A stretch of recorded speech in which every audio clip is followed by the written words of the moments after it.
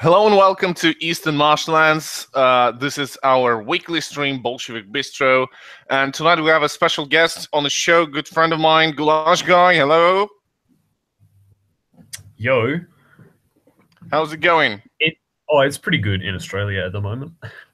Yeah, how's the weather? It is winter, so I've got a bit of a cough, bit of a cold, asthma's playing up, but I'll live. Yeah, that's great. Take care of yourself. So before we start, I'd like to make a couple of announcements. I'm currently on a sort of vacation. So this is why this whole thing with a giveaway of a Socialist Emulation medal, I need to make a video like announcing that who is the winner, but I really can't because I'm like out. I'm not home. So it is sort of, is still going on until like Friday. So we will conclude this thing on Friday, and you can actually, I think you should, like, if people want to participate, feel free to do that. You have some time until Friday to win a Socialist Emulation medal. All the stuff you need to know how to do it is in the description. Also, we have a thing coming up really soon. It's the book club. And we will be streaming with TK Jones, good friend of ours, also Australian. We have too many Australians on the show. I think like we have too many Australians all the time. We have Australians. So me and TK will be discussing a small book. It's more of a pamphlet than a book by Leon Trotsky, Fascism, What It Is and How to Fight It. I haven't, for some reason, it didn't copy in the description. So when this video will be up, you will have a link there. It will be on August 19th. So so in a week on Saturday, we will be streaming, discussing fascism in today's world and what is different, like 100 years ago and now. And I think you feel free to subscribe to GoulashGuy on. Link is in the description of the stream. And we have reached 100 subs, by the way, on Eastern Marshlands channel, and we will be making. Thank you. I will be making a small, small video commemorating it quite soon. Okay, so chat is ready. I see all the people in the chat. What up? Moloch GoulashGuy says socialism, barbarism. Hey, Barbie. Oh, too easy. Low. Hello, TK. And hello, we hate you. Because he said he hates black people, but uses the M slur. Okay. The chat is on point as usual. So we've got a real variety here, boys. Yeah. Okay, let us get to what are we going to talk about tonight. So we will be discussing the revolutions, the failed revolutions of Europe in the beginning of the 20th century. It's really, I believe it's really important to talk about those things because those revolutions are, if we look at, for example, Russian Revolution is one of the most documented revolution, and those people are one of the most documented events. We know almost everything about them. Like, I have seen a book, it's called The Complete Works of Lenin. You know what Complete Works of Lenin is? It's basically all his letters, all his writing, everything he ever wrote. It's well documented, organized, and presented in a book. It's 26, I think, or even 47 volumes. It's just a fucking huge bookshelf of just Lenin. It's years of documentation. Yeah, and we know because of that, because Soviet Union actually succeeded, and we have information on almost everything that ever happened there. And we know every single step everyone did after the Soviet Union disassembled, and we had access to the KGB documents, archives. We know what those people were thinking about, what they were talking about, what they were discussing, and we can trace what was happening. But with those European revolutions, we have almost nothing. And I believe that, and if we also include the fact that those were not Leninists; those were different left comms who tried to do their own revolutions. We see that when we are trying to analyze those revolutions, we stick to the problem that we don't have enough information on where they actually failed. Am I right? So I feel like a lot of the revolutions a lot of them failed for different reasons. Mostly it was to do with like the greater opposing forces. Like if you look at like Finland, for example, there were just more white forces. They were better armed. The generals were, like militarily trained generals were behind the white forces. Carl Gustav Mannerheim. Whereas a lot of the left forces were, I don't want to say very self-trained, but like they didn't have the sort of military education, and that's why militarily a lot of it failed. Well, yeah, but also we see that both, like, let us look at, like, for example, Germany and Russia, compare them. Both countries were coming out of the First World War. Soldiers and like people were really fucking tired of it, and they hated their own governments for sending them to death. And basically, Bolsheviks, what they did is they started agitating to soldiers, and they succeeded quite well. While Germany did the same thing, they had the whole Front did the thing, and Front was their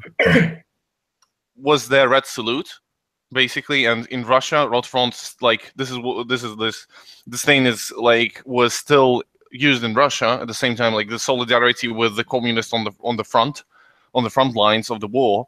And they tried to agitate among soldiers, and they succeeded partially, but they really didn't have enough support, or they made some mistakes, I guess, because we see that during the revolution there were, like, we will talk about them during the discussion, the Freikorps, like, and other like militia and military people who were like joining the fascists, despite all that agitation. Like, Russia managed to do that, but for some reason Europe didn't. Like, what happened? It's really hard to tell.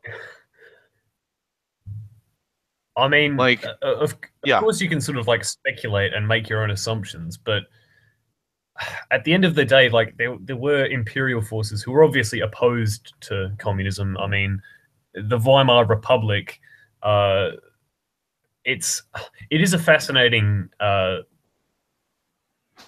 I don't know what words I'm trying to use. I apologize. Like, there's just, like, you got to remember that the German revolutions, it wasn't just the one big German revolution. There were like the Bavarian Socialist Republic. There were a bunch of insurrections. There were smaller states in Germany that also had uprisings in like 1919 and whatnot. So a lot of it was very disorganized and decentralized.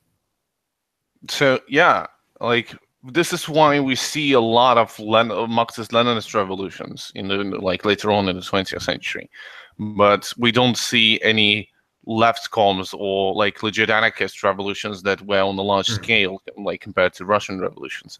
Like, the tactics used by the Bolsheviks were quite successful, and they later on were even better when we counting the Maoist contribution, to the theory. And we don't see a lot of left comms. You don't see a lot of left comms doing like their own thing. Maybe partially because of that decentralization. Like, I completely agree with those, with those scares, those fears of Vanguard Party coming to power and, oh, now we have like a minority rule, like, oh, of course. It sort of happens, but like, I don't see this to be the reason why this like revision happens. Like, it's a bit further down the line, in my opinion. Like, it's still a legit tactic, revolutionary tactic. And this is why, bless you, and this is why I subscribe to Marxism-Leninism. I subscribe to Trotskyism in particular, like, because it's basically Bolshevism. Yes, I agree with that thing. And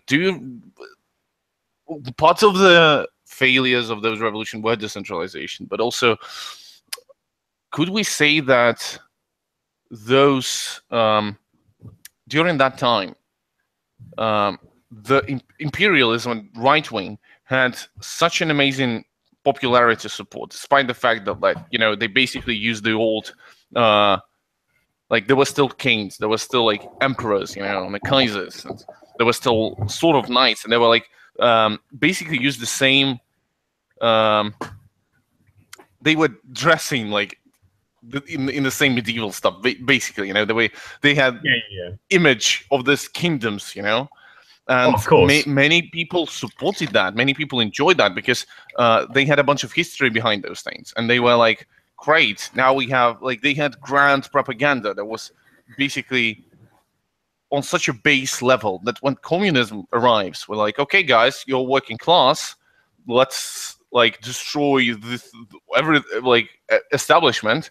They were like, no, I associate myself with that. This is why, like, fascism was played on the feelings of support to that. How like basically they were in support of religion, like as an old institution. They were like really playing on the same feelings. This is why, like, Nazi Germany looks like a German empire with like a lot of the with a bit of a change. Yeah, a lot of the like the uniforms and the songs and whatnot. A lot of that was playing on mostly Prussian nationalism. Like you get the old sort of the Kaiser marches, and then that sort of translates into like the German Reich, the German Empire. It does play on that sort of, again, it like a lot of right wing movements, especially like fascism and like monarchist sort of neo reactionaries. They do play on that that traditionalist imagery. I agree. Oh, Barbie wrote in chat saying that Hungarians and Germans were just parliamentarians, while like the Bolsheviks were a bit different from that. Sort of and sort of not, because if we look at what Lenin wrote about the tactics of the Bolsheviks, he was actually like, he was really against this thing that Luxembourg did, is like saying, no, we don't go into parliament because parliamentarism is an old system that doesn't work.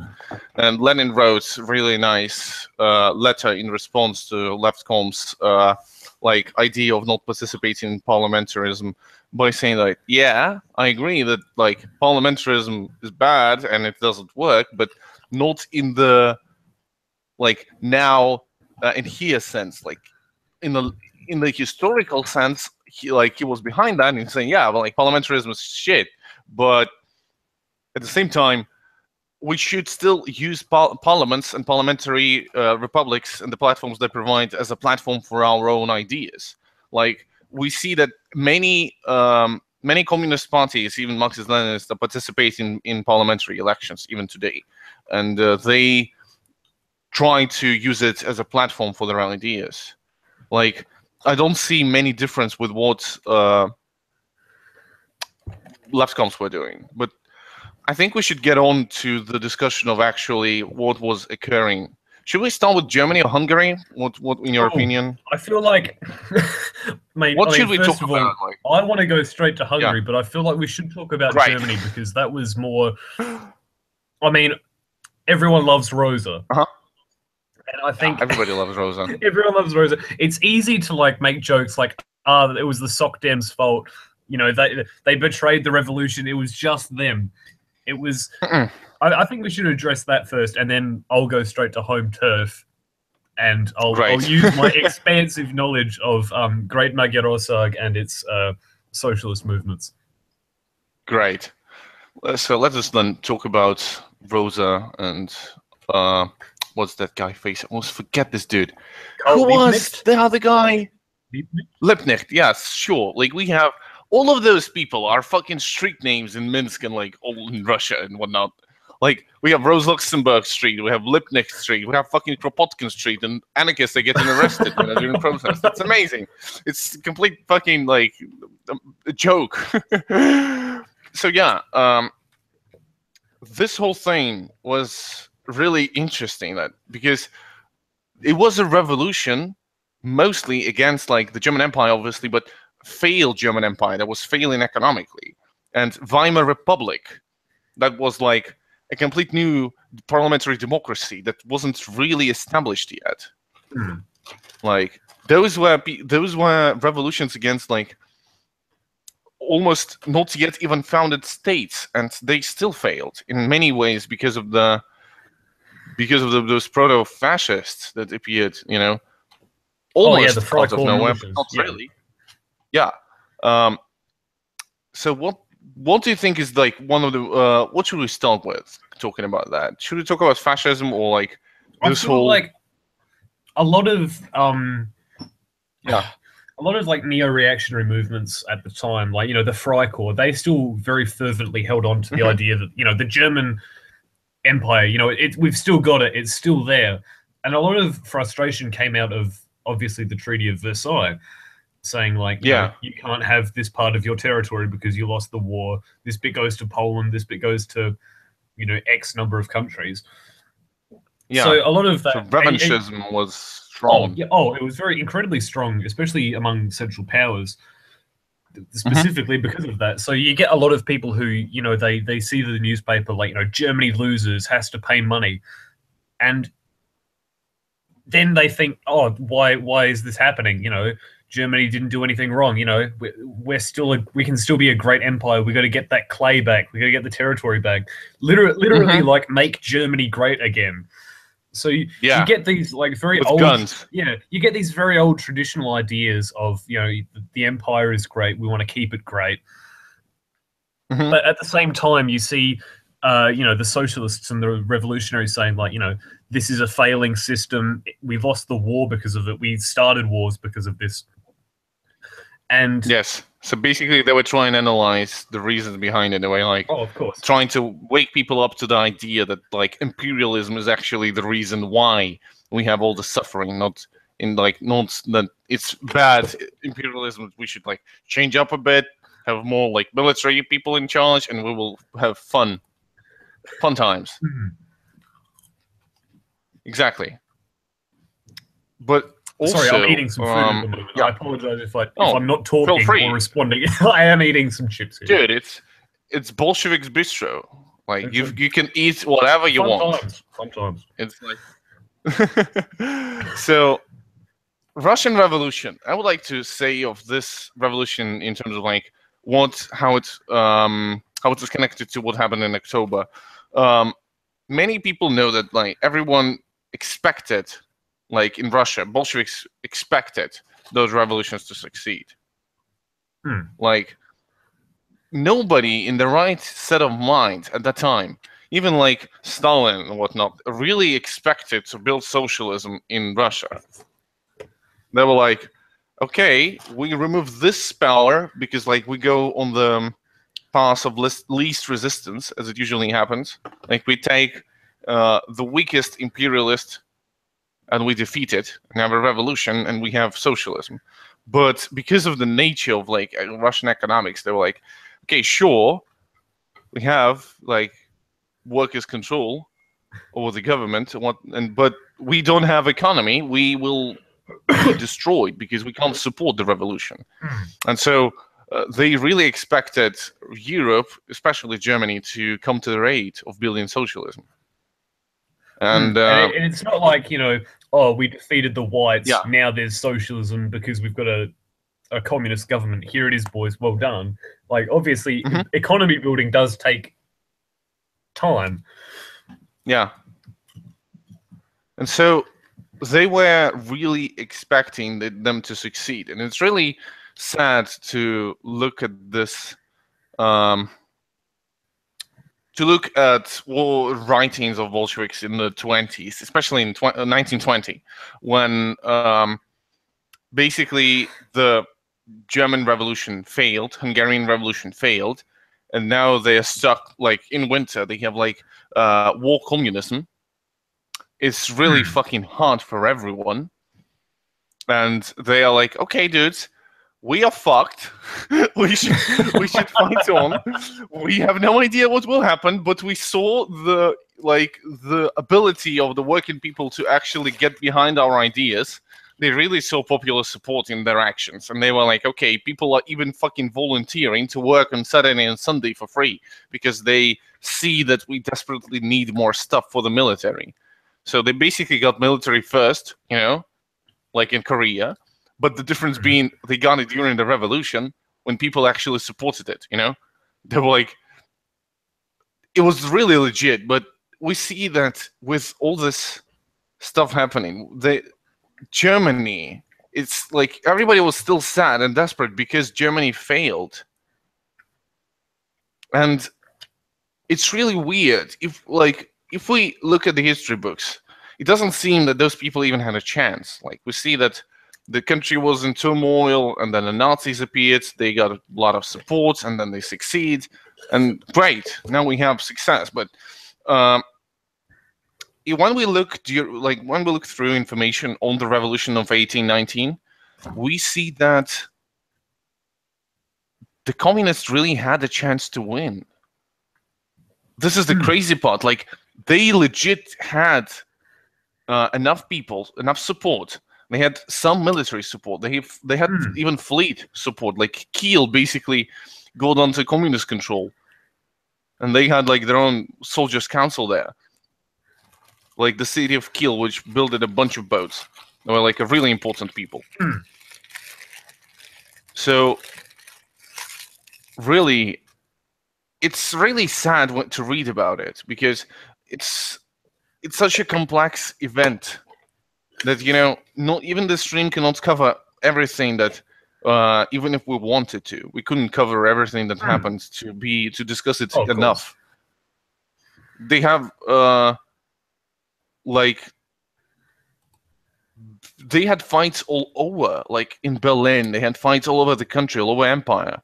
Then there was Spartacus uprising in Berlin in 1919. When they used fucking tanks against people. This is the crazy part. And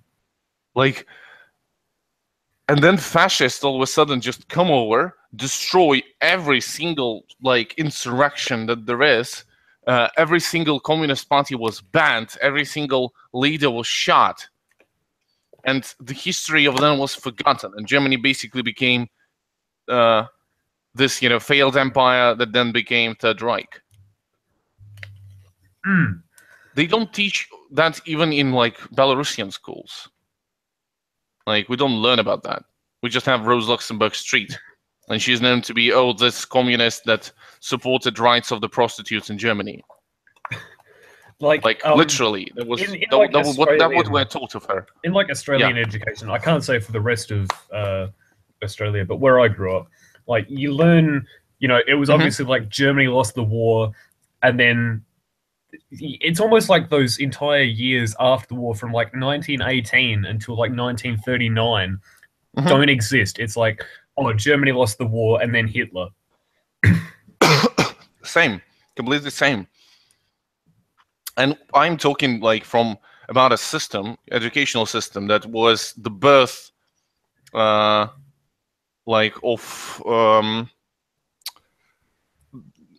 wait, I lost my train of thought because I was distracted by oh fuck, it's raining outside, and I was going to go on a bike ride after that. Oh shit! Afternoon ruined. No, I'm not really sure it will finish soon, from the looks of it. Okay, so back to the fucking revolution. Whoa, what I was talking about? Man, yeah, I'm talking about the educational system in Belarus. We are using most of the educational stuff from Soviet times. It really seems like many people, and it's not in a good sense, not in a good sense of Soviet educational system. I'm not talking dope educational system of 20s or even 50s, I'm talking educational system that is stuck somewhere in the 70s. We use the same lame ass descriptions of Soviet Union history, used in Soviet Union. We learn. I talked to Goulash about that. We learn about what happened in Belarus during the second 5-year plan. This and that factory was built. This and that. We learn about fucking factories being built in Minsk and whatnot. it's really, that's it. And we don't learn about like really October Revolution. We know that there were like, oh, there were 2 revolutions, this and that, and then the communists came and they basically took power. And like, we're not even discussing, we're not even like giving. I know that West doesn't show Bolsheviks as the good guys. Yeah, they just show them as opportunists. Yeah, oh, Bolsheviks took over. While in Belarus, you would expect them to have a more like legit approach to those things, to revolutions, like understanding approach. But there is no such thing. Again, like it's still like, oh, Bolsheviks took over, not like that they had like popular support and people really wanted it. And the same for like Germany. Germany doesn't, like, during this period doesn't exist. We are told of how terrible economic situation brought Nazis in charge, but we're not told that there were actually like communist uprisings. And if we are told that, it's really that, oh, some like there is Rose Luxemburg there, and she fucking did the May parade or something, you know? 8th of March parade. And this is why we have 8th of March, the day of fucking spring. If you want to learn more about that, because I don't want to rant on, I was on the verge of starting ranting about fucking 8th of March, fucking Belarus. Go to fucking my channel, the first ever video here. You can see there's like me ranting about 8th of March on 8th of March last year. Like, feel free to watch it. So it explains more of what I am saying by fucking 8th of March. I feel like yeah. Oh, sorry. Just going back to what Sokolbar said about you know, Bolsheviks having organization, whereas like, you know, parliamentarians of Europe. Yeah. The foundation of the Hungarian Soviet Republic is like, it wasn't exactly like a revolution. People didn't just take up arms immediately after the war. There was the it's the Aster Revolution or the Chrysanthemum Revolution, whatever way you want to look at it. This happened after the war, when it was still the Austro-Hungarian Empire. So what they did was the Hungarians were like, we don't want to be this empire anymore. It's shit. We're making our own kingdom. We're leaving. So that went on for a few days. And then it was charged literally a few days, or like, because I would expect it to last like a few days. They did a pretty good job. Again, it was a failing. It was a crumbling empire, so you have to take that into account. That and not to mention, like, during the war, Franz Joseph he was like 80 years old, so he represented like a time in Europe that no longer really existed anymore. So there was already a lot of I don't want to say hatred, but there wasn't like a lot of support for the government at the time. So the material conditions really were in place. So after the war, they have the revolution, they declare the Hungarian Republic, but the government has trouble forming like a majority. So Count Mihaly Karoli, I hope I'm pronouncing that right, what he does is he appoints the government, which is, he's an anti-communist, by the way. So he appoints the Social Democratic Party, who, little known to him, has been doing dealings with the Communist Party to get like the majority. So they make the deal with the Soc Dems, which is mostly like a Soc Dem can you please go on talking, because of the storm, I need to close the window because it's fucking breaking everything. So they make the coalition, and surely enough, the communists have enough support, but they have majority of the party is made up of communists rather than the Social Democrats. So eventually they essentially declare the revolution. They take control of the government. They start telling the Soc Dems to fuck off. So that's what happens in Hungary. And a lot of the support for the communists came because they said that they were going to make, that they were going to regain a lot of the lost territory. So when they invaded Czechoslovakia, they set up the essentially puppet state of the Slovakian Soviet Republic. And a lot of the Hungarian population was a lot of the Hungarian population was mostly upset about that, because like their promise was that they'd restore the borders. And so when you have like this sort of satellite state that is that's recognized by the government.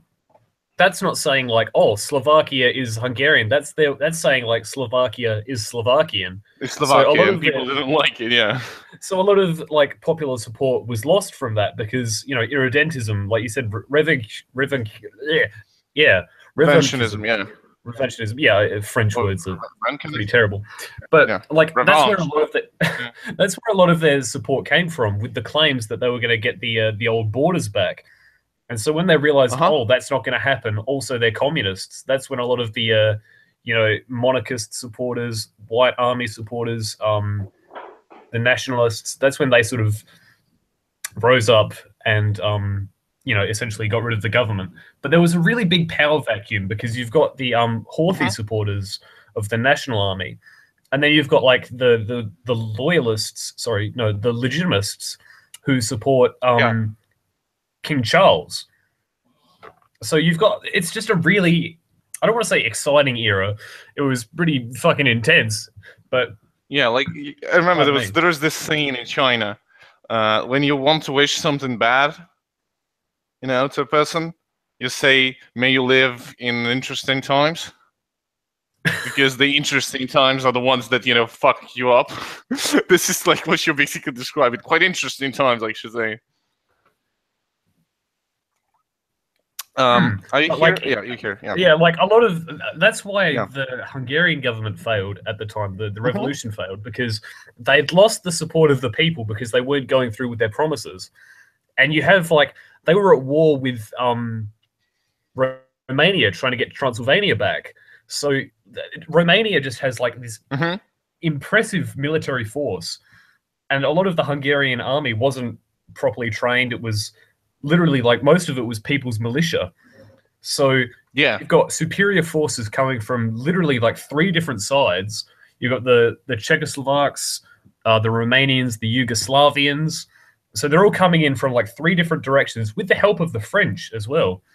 So it really is a case of like the bigger numbers, the lack of popular support from the people because of like failed promises. And that's why like the conditions of that opposed to the ones of like Germany, where it was literally an uprising that just faced bigger numbers. Like this one, they didn't like take back the old territory. They created the puppet state of like the Slovak People's Republic. So the people saw that as like, oh, they're not trying to get our borders back. They're just trying to spread communism. Whether you think that like it might have been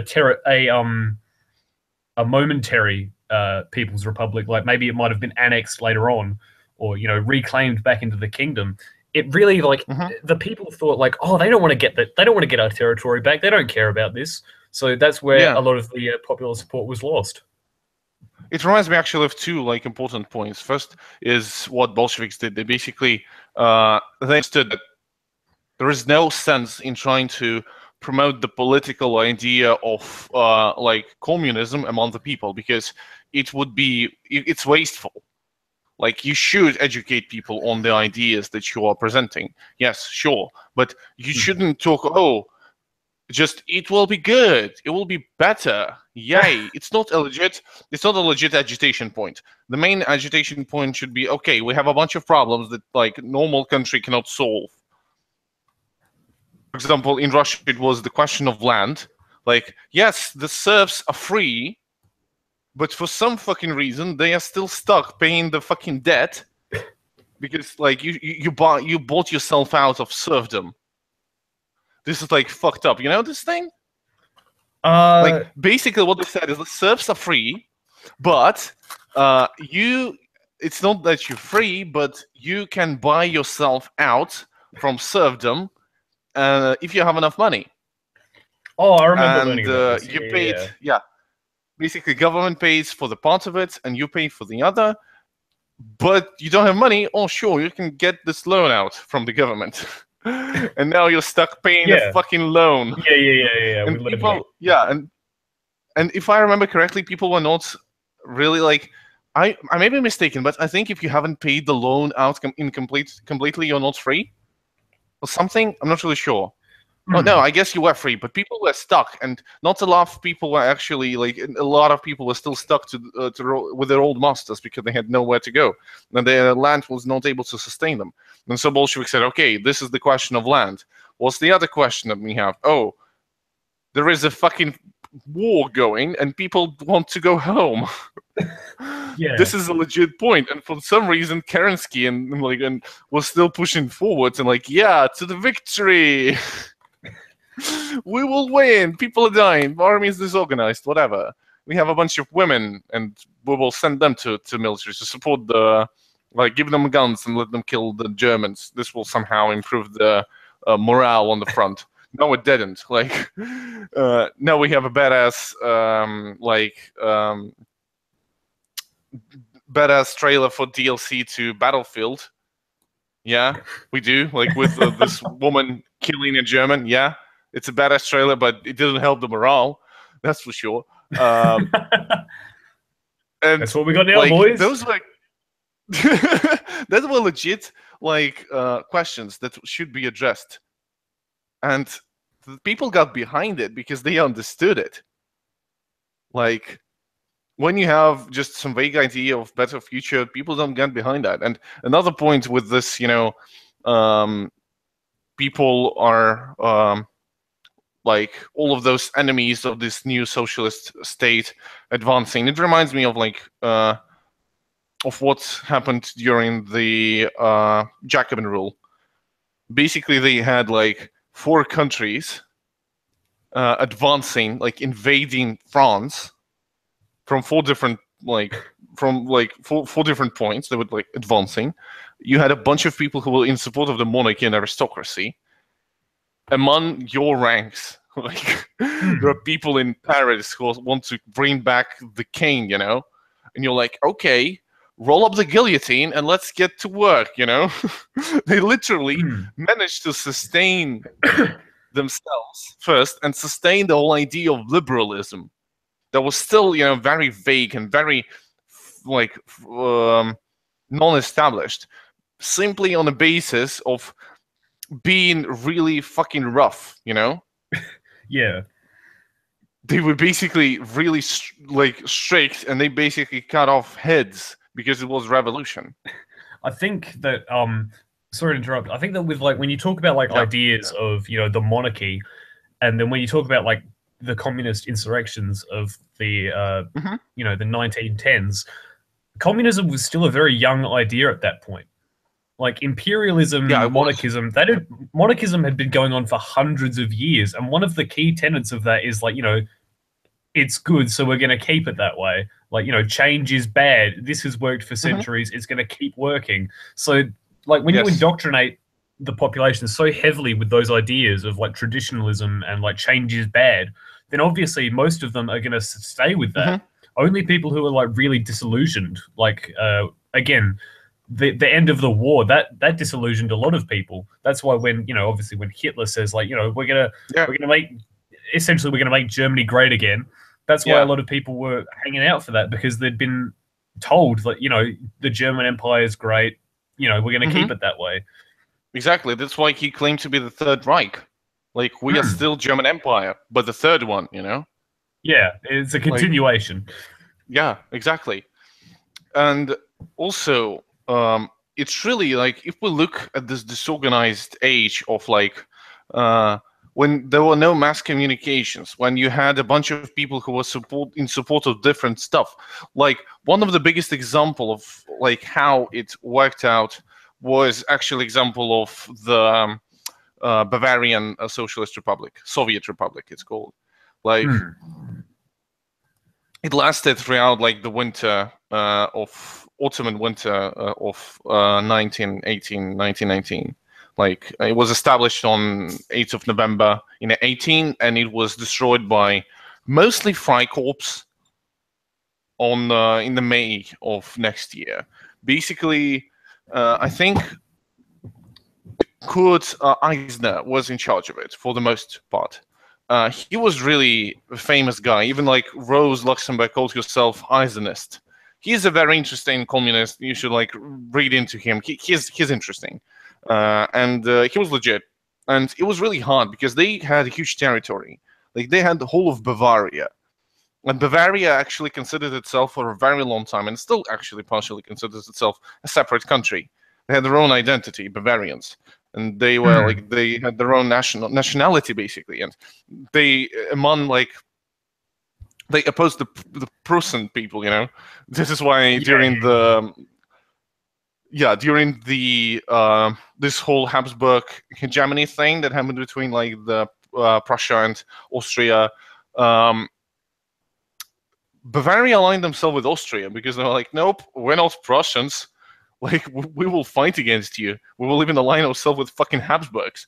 And basically, they had really hard times. They had like winter, and it's really hard to organize agriculture, and especially agriculture, because agricultural question during that time is one of the biggest fucking questions, like biggest fucking problems and pain in the asses, and like for socialists, because all this communal land ownership during the period when you have how many, like 40% of people of population working in the agricultural sphere or something, like it's a lot. It's too much. Like today, it's not big a deal, you know? We can figure it out. But during that time, when you had, you know, you have a socialist revolution, and you're like, okay, dudes, we need to nationalize and or put in the workers' hand every single business ever, including farms.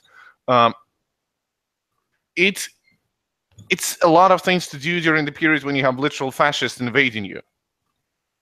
And great example of how it all went down is actually the last month of the existence of Bavarian Soviet Republic. It was under the rule of Eugene Levin. This guy is a really interesting communist. So basically, he was a really rough ruler who had to deal with invasions, with economic turmoil, with shortages. People were really, during that time, they were starting to lose faith in the communist rule. They were protesting. They had a huge protest against this communist republic, and the main concern was that there were shortages, especially shortages of milk. There was no milk in Munich at all, and in cities. And the reaction Levine did was like the best fucking, like, it's so funny. What he basically said to the people, it was official, it's documented. He said that, who cares if there is no milk? We know that this milk will end up in the hands of the bourgeois kids, and we don't actually care about the lives of the kids of bourgeoisie. Like, my fucking God. Like, exactly. That was, oh God. And like, he got arrested. They got invaded like hard by the Freikorps in Weimar Republic, and they struck down them really roughly. And they arrested Eugene, and they sentenced him to death. And he famously, when asked, do you understand that you will be shot tonight? When he was asking in court, like, do you understand your sentence? Like, this is what judge asks. He famously answered, yes, I know that I'm going to die. We communists are basically dead men on the leave. So basically, dead men who are on vacation in like a life state. And this, you know, this actually shows, like, before we move on to Hungary, I want to address one thing, one comment by Bruce Armstrong in the chat, who said that, like, now we are just a bunch of online shitposters. I would like to say that it's really interesting to look at what state of mind revolutionaries had during different periods of time. Like, this first, you know, birth of like real life, practical, scientific socialism. Those people were really dead men on the leave. They were really, you know, like, okay, we are going to spend our lives, like, we are ready to give our lives for this idea because we believe in it that much. Those are like really people who are like giving up on everything for the sake of the idea. idealists, real idealists, like, and it changed. It changed with communists of the 20th century later on being like people who were like left-wing populists who are fighting for a better future for themselves and their children. And then we have like you see the difference, yeah, between like this idealism of the of the 1910s and different approach to revolution during the especially in third world during the 20th century further on when Soviet Union was established. Like, do you see this difference, or am I just tripping out? I think that pardon me. I think that you have to also take into consideration the material conditions of the time. Again, they just lost a war. Their entire foundation was that, empire good, everything else bad. And so when they lose the greatest war in 30 years or whatnot, in human history, dude. Yeah, in human history at the time, of course. That whole idea and worldview literally gets turned on its head, and you have a bunch of people Rosa Luxemburg who say socialism or barbarism, because that's what imperialism. That's what imperialism is. It's barbaric. It's wars because of my territory.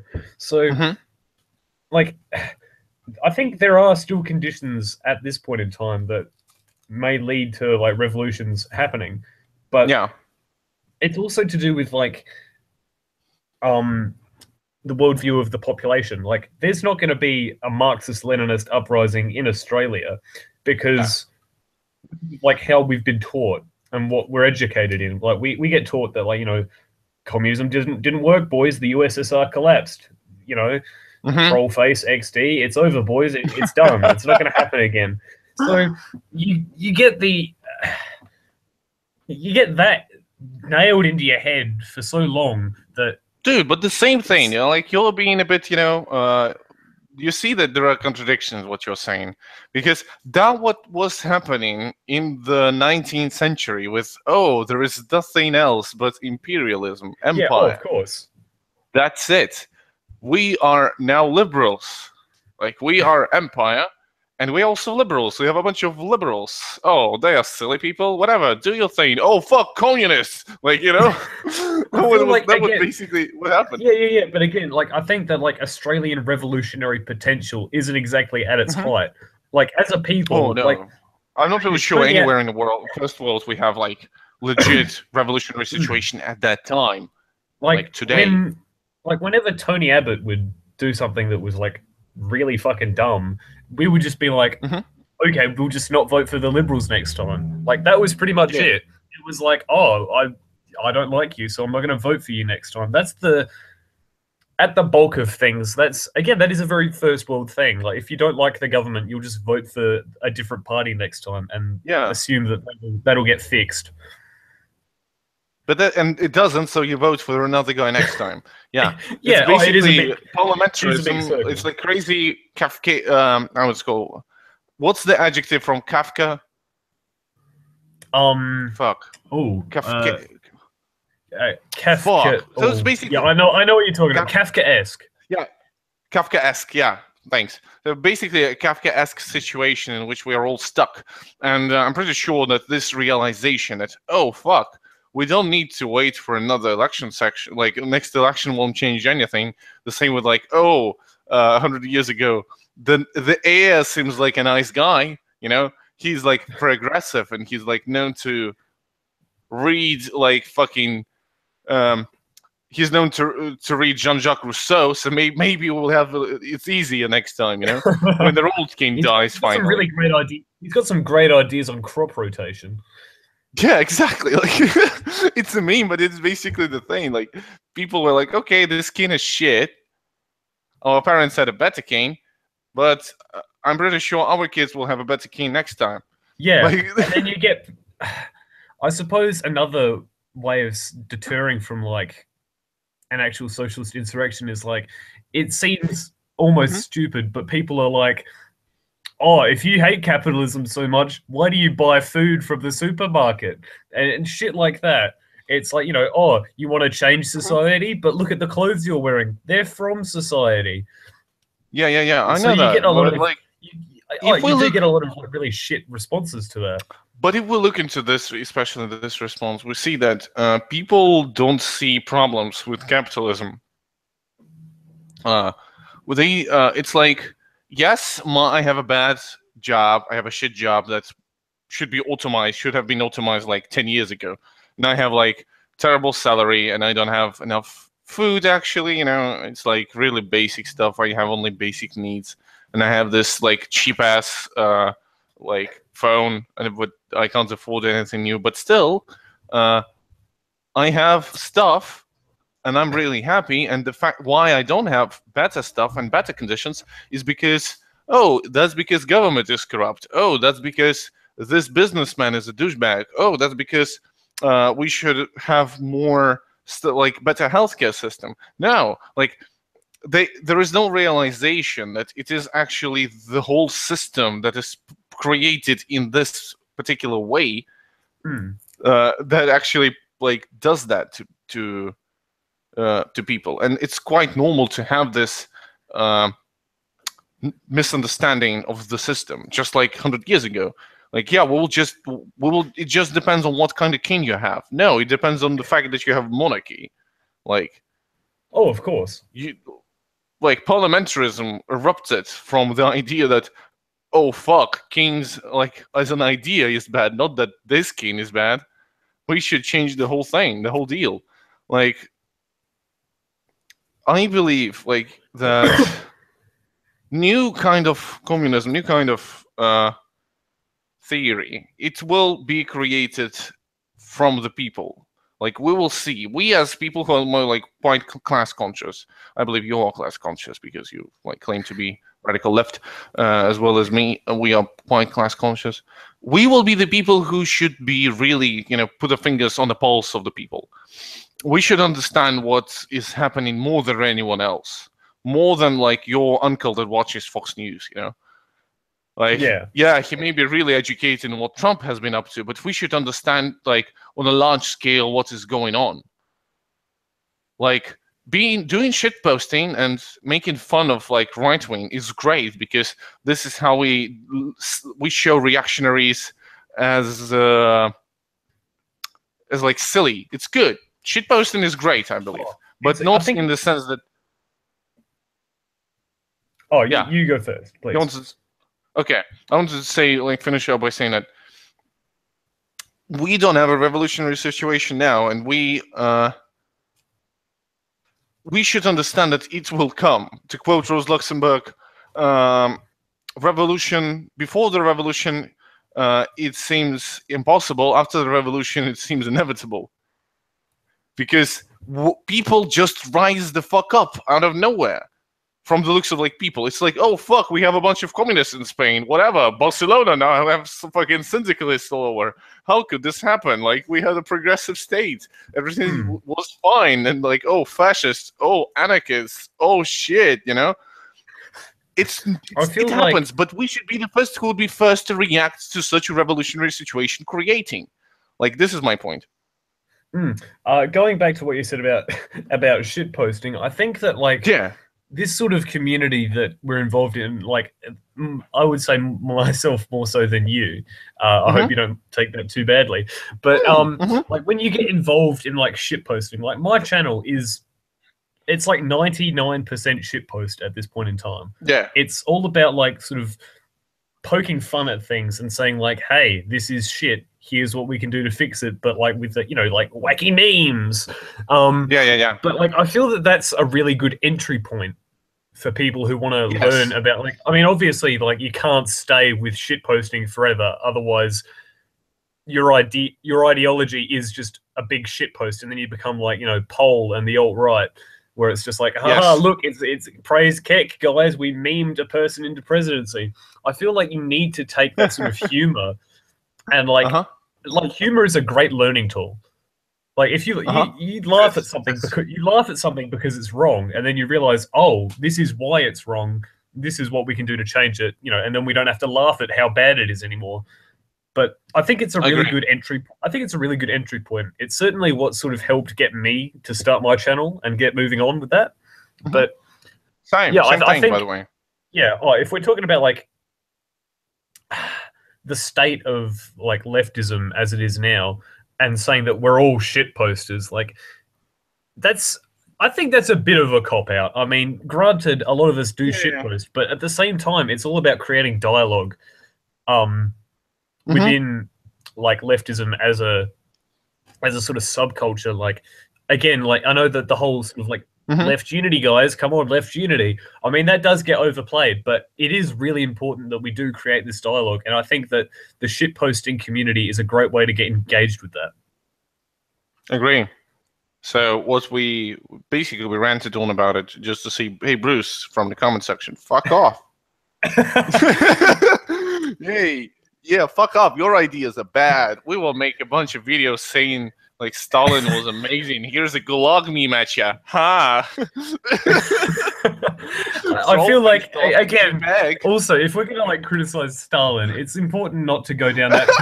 It's important to, like, point out the faults within the Soviet Union, but it's important not to go down the whole, oh, he ate all the grain, he was a six-headed monster. Like... It's important not to go down that. I don't claim that. Yeah. I don't claim those things. But like, of course. But like, when I'm just sitting there, like on Discord, and like Maoist Toljan comes up, I need just one joke about Stalin, and Soviet Union for him to get triggered and starts ranting and like arguing with me about Stalin. Because he knows I'm a trot, but he respects me to some regard. Like, yeah, like I think that like again going back to like creating dialogue, I think like MLs, all of the MLs that I've met are really dogmatic, more so than like some more than others, but at the same time it is important that we create that dialogue and we like criticize all forms of all forms of leftism, like again respectfully, but at the same time we've got to point out the nuances that exist. I agree, because criticism of those things is really important, because we don't disown everything, but I've heard some legit criticisms of Karl Marx, like by Zizek. Zizek had like legit, like red pilling for me personally when he approached Karl Marx works from the standpoint of Lacanian psychoanalysis. Shit, look at that. It's basically capitalism without capitalism. Like, it's really hard to explain, but he basically said that if you have an obstacle to achieve your ideal, this obstacle actually creates the ideal itself. It's like, for example, if you have like, you have a partner and your partner tells you that, oh, if you lose like 1 or 2 kilos, you'll be perfect. If you lose those 1 or 2 kilos, you won't be perfect. This perfection would disappear. And so the best state is to actually maintain 1 or 2 kilos, to have this perfection reachable, but not reached. This is basically what Lacan was saying about this obstacle creating the ideal. And the same with capitalism and socialism in Marx's sense.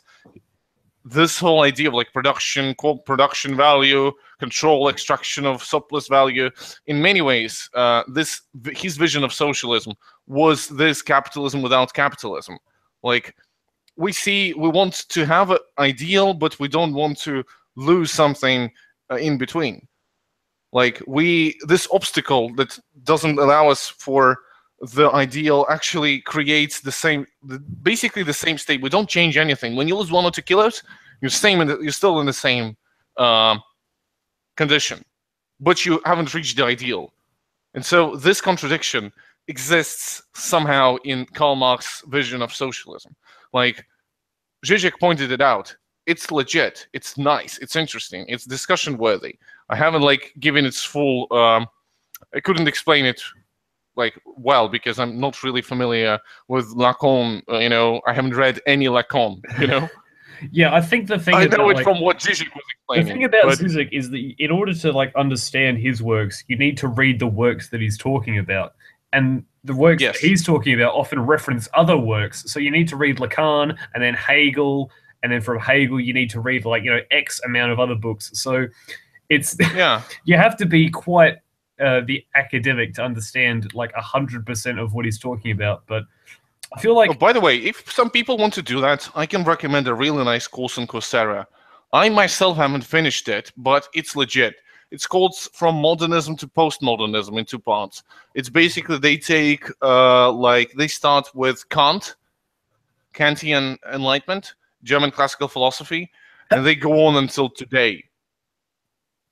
Like, it's amazing. Because it all started with Kant, bless you, and they basically it's all traceable to Kant. Basically, like Kant was the first guy who ever talked about enlightenment, and it's just the variations of it's just like expanding on this idea. So on Coursera, if you want to like study philosophy and want to like be able to say Zizek to shut the fuck up and he doesn't know anything, but you are don't not use the memes, haha, you're so cringy, haha, can you speak? No, if you want to legit understand what he's talking about, I recommend this course. It's amazing. It's called From Modernism to Postmodernism in 2 parts on Coursera. It's free. So let's talk more about Hungary. Because we have criticized Hungarian revolution. Are there any points that you would also like to point out? Maybe talk about their ideology. What is council communism, basically? Can you explain to me? Council communism is, again, it's important to remember that I'm still at this point where I'm doing the sort of eat, pray, love bit in my life where I'm sort of reading different theory and finding out what's best and you know, sort of what I would identify as. Council communism is mainly like Luxemburgist theory of, you know, worker councils, sort of very, I want to say like decentralized, but at the same time, like, you know, it's like going to the councils and voting on things there, sort of more directly than from, say, like a vanguard. Yeah. So yeah, basically this is the thing they're trying to establish in Hungary, isn't it? Pardon? Sorry, you cut out a bit. Is it the... Yeah, I'm sorry. I was saying, it is the thing that they basically were trying to establish in Hungary, isn't it? More or less. Or no? Again, like a lot of the Hungarian government at the time was, because it was like a social democrat communist alliance, most of the ideas were from like the communist side of things, but you had different like heads of government, not heads of government, like positions of government. For example, Bela Kun, who was essentially the chairman or prime minister of the country. You have George Lukács, whose writings you can find pretty much on like any Marxist website, was the Minister for Culture. For a few years, he was a council com, and so a lot of those ideas were implemented. It's, I don't know where I'm going with this, so hold on with me, boys. So explain. You started explaining what was the situation with like alliances and whatnot. Like, so for example, as I think we talked about before, you had to go shut the window. Because the Hungarian government, the Hungarian government didn't really have like a majority of parliamentary support from like all the parties. It was most of the support came for the Social Democrats. So that's what they tried to form government with. So the Soc Dems made a bit of like an underground alliance with the communists to form a majority government. And eventually the communists were like, and then eventually the communists was like, it's mostly us boys. We're taking control of the country now. You got punked. Yeah. So that happened.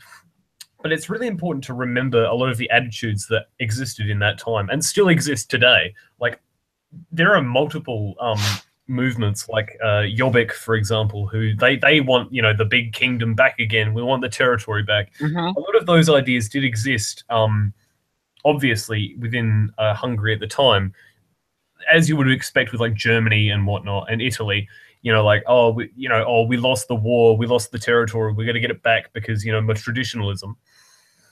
So there's a lot of different conflicting ideas at that time that that conflicted with each other, obviously. So it's a very hostile and tense situation. I see that. It's really crazy because we see similar thing erupting today, but in a different sense. What I think is that because we live in a world where identity is such a big deal, and I'm not saying like, oh, identity politics. I'm saying personal identities are such a big deal, and there are plenty of them. Like before, we see people identifying, or we identify ourselves with more stuff today than 100 years ago we would. Like today we have, oh, I'm a fan of Star Wars, and there is a whole fucking community based on this thing. Oh, I'm interested, for example, in this particular book, and you'll like Google it, and there is a whole fucking community dedicated to it, you know? And oh, I really enjoy this aspect, or like this pop star, this aspect of radical theory, this painter, and there are fucking tons of communities on that. Not just like people appreciating together, but people who are creating content on the basis of it, people who are creating conflicts on the basis of it, people who go outside and meet each other and become friends on the basis of loving the same thing. It's feeling better when they indulge into appreciating the stuff that they do, with what they identify themselves with. Oh yeah, I would say that. Sorry to cut you off there, but I think that, like, community identity is very different from like identity politics or like politics of diaspora, because it's mostly about like connecting with that sort of that single idea. Whereas with identity politics, it's more like it's the way that it engages with other identities. Like, you know, for example, obviously the if we're going to go for the SJWs, it's like, oh, I identify as, you know, X thing, so therefore, you know, oh, I'm a woman, so, you know, you don't get to speak about this because you're not a woman. It's different from that. Like, community politics is all about like engaging within that community. It's about having that sort of sense of belonging. Like, as you say, like, you know, I like Star Wars more than other. It's not like I like Star Wars and you don't, so you don't get to talk about it. It's more of like, yeah, I see the difference. I see that. I've found people who are, you know, it's not a safe space. It's more of like, it's an active community that like engages with itself and others and whatnot. And I think when we're talking about like political groups as an identity, that's very different, because again, I don't know where I'm going with this. You're gonna bear with me. Sometimes I start sentences and I don't know where to end them. But it is same with me. Well, it's it's certainly like community politics is community identity is, we are seeing a great insurgence of that, more so than, like you said, 100 years ago. And we also see, like, not only those community identities, we see what was described by some philosophers and indulged into by a lot of right-wingers as the culture wars. Oh, so I don't want to mention the culture wars in the sense that they, like, the Paul Joseph Watson is talking about it, who literally fucking put up a photo of him in blackface Photoshop on Twitter yesterday. My fucking God, he's so fucking stupid.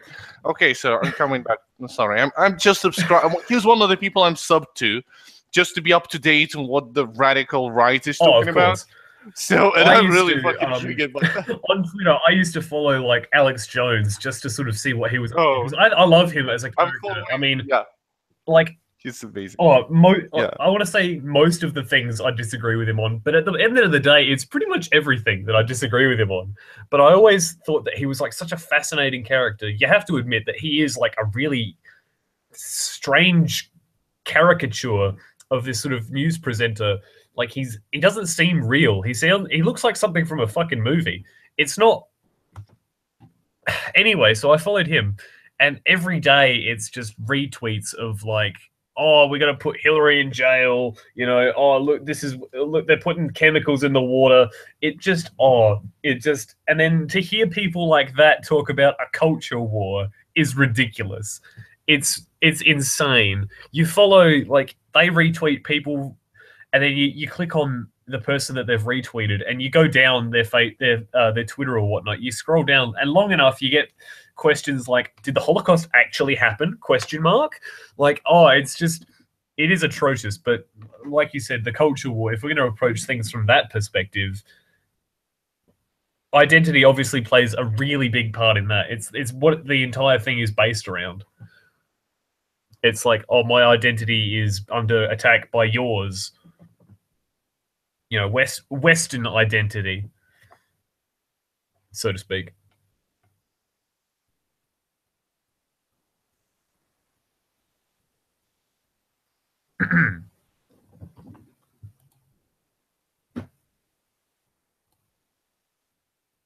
Ooh, rough.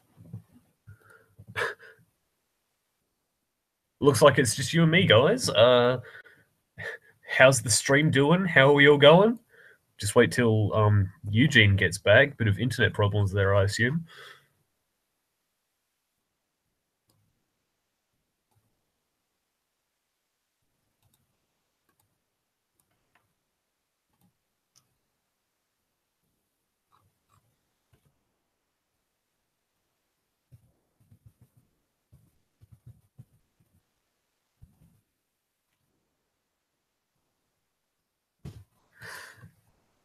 Rip. Belarusian internet is fucking gay. Oh, look, you're pretty close on that one, Barbie. From my assumption. Is the government onto him? ? Do they know that he's doing streams with people from Australia talking about the West, the decline of the West? We can only assume. I suppose this is like, I know what this is. This is a test. He's put me on some improv. When the Aussie is the one with the better internet. Yeah. Oh, look. Australian internet's really fucking dumb. Thought it would have been me who would have disconnected by now, but here we are, boys. I don't know whether I should make the call and like end the stream now or cultural Marxists fucked up the internet. I've messaged Eugene. He hasn't gotten back to me. I assume it's the internet where he is.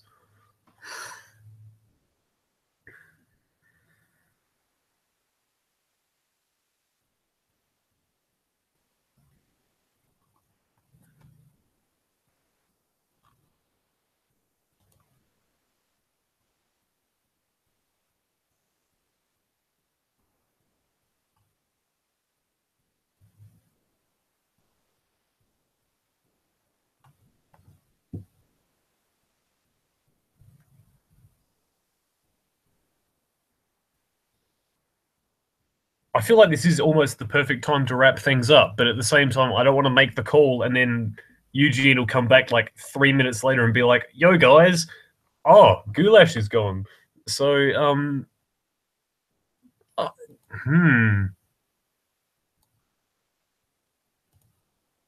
Oh, 1 second, getting a message from the man himself. Yeah, end the stream and leave. Yeah, well, I guess I'll see you guys whenever I see you. You've been watching the Eastern Marshlands. You've been watching the stream. You've been watching Bolshevik Bistro. Tune in next week. Have fun, guys. See you around.